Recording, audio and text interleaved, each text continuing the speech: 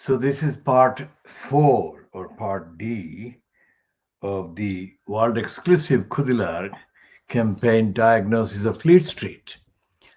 That is the collection of newspapers published from London, the English language newspapers. And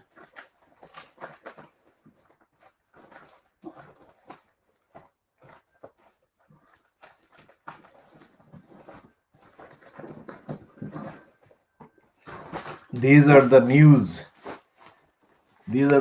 sections of the ones that we have got today at £18.30 or £18.50.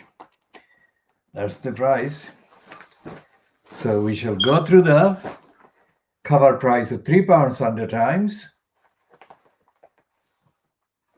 and £1.80 the Mail on Sunday, and the Daily Star on Sunday £1.20,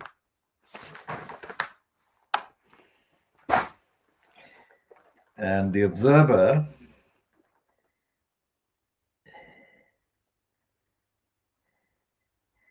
£3.20. The Observer is £3.20.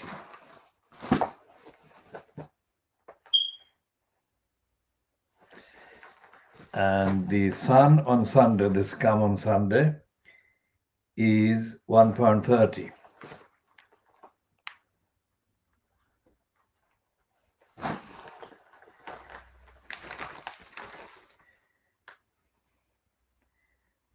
And the Sunday Mirror is £1.80. Sunday Boris Graph is £2.50. The Boris Graph. Sunday Boris Graph is £2.50. And the Sunday People is £1.80, same as the Sunday Mirror. And the Sunday Express or Sunday Beaverbrook is £1.70.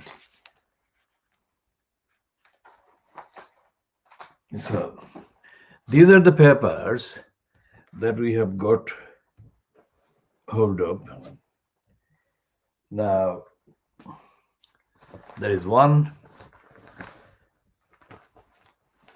issue that we have to continue to deal with, and the issue is the housing fraud in Tower Hamlets Council.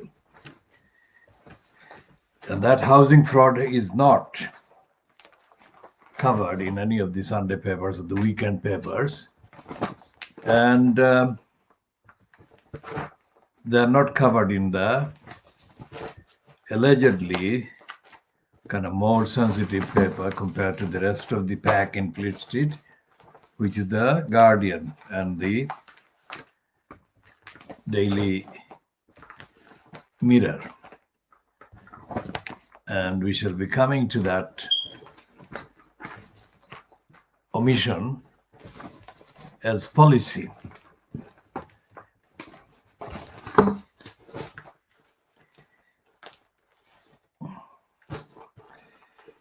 And of course, they had on this on the Friday, the 30th of October, the piece on the battle for the soul of the Labour Party as Corbyn was suspended by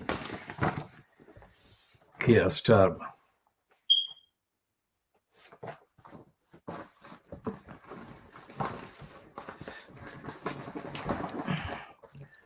And the Corbyn suspension has been linked with something that that was on display on the wall of Hanbury Street a few years ago. That was a cartoon showing, according to Jewish groups, the Jewish bankers with hooked noses sitting on top of the kind of physically oppressed and distressed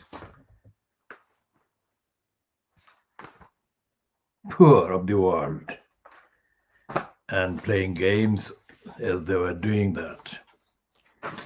The hook-nosed bankers that were supposed to be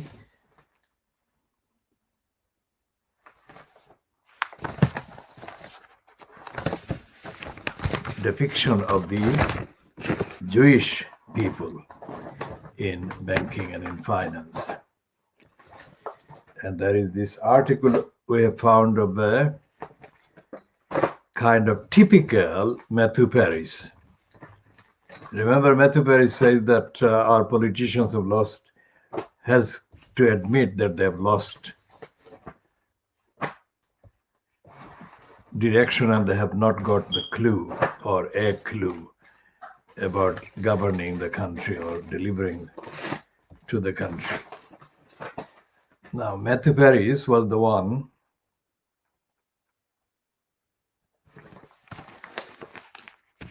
This is Andy Barnum on the front page of the Manchester Guardian, as it can be called on this issue. So Matthew Paris was born and brought up in Rhodesia, what is now Zimbabwe. And he says in that piece that he is both proud and ashamed of the empire. Now that is typical Matthew Paris. It's almost like Boris Johnson. Boris Johnson was for the UK staying in Europe. If the referendum went in favor of the UK staying in Europe, or he was in favor of an extreme racist Brexit, which he has been flaunting, because the Brexit kind of side of the UK leaving Europe apparently won the Brexit referendum. So Matthew Paris wants to keep his job at the Murdoch Times, which is of course a racist paper, and is very proud of the empire. But he wants to keep his reputation as a sort of wet-ish kind of conservative. Therefore, he is saying that he is ashamed of the empire as well as being proud. And what we are doing here is diagnosing the evidence. The evidence of the behavior of Tower Hamlets Council, which is a corrupt council, one of the most corrupt local councils anywhere in all of the UK. And in this context, and strictly as evidence and as reference, we refer to the statement made by George Galloway in April 2006, when he took part in launching the then Respect's first election campaign for the council election in May of 2006. And in that statement, Galloway said the Tower Hamlets Council was the most corrupt council that he had encountered, he had found in almost 30 years of being actively involved in politics. So that was George Galloway speaking in April 2006. and calling Tower Hamlets Council corrupt.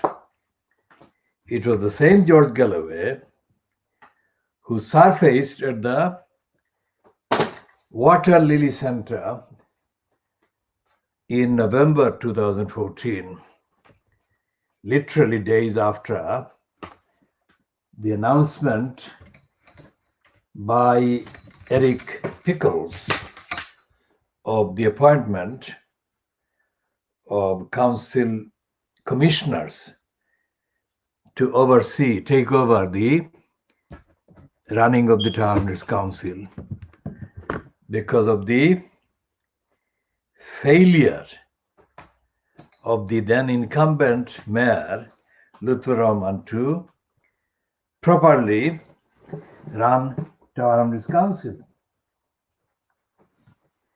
Now, I have said earlier that the commissioners were Ken Knight, who was a former fire brigades person, and he had somebody from Hackney.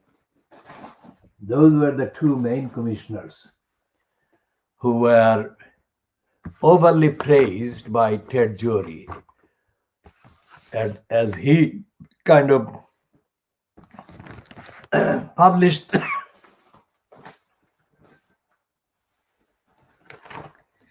the fact of their appointment on his blog at the time.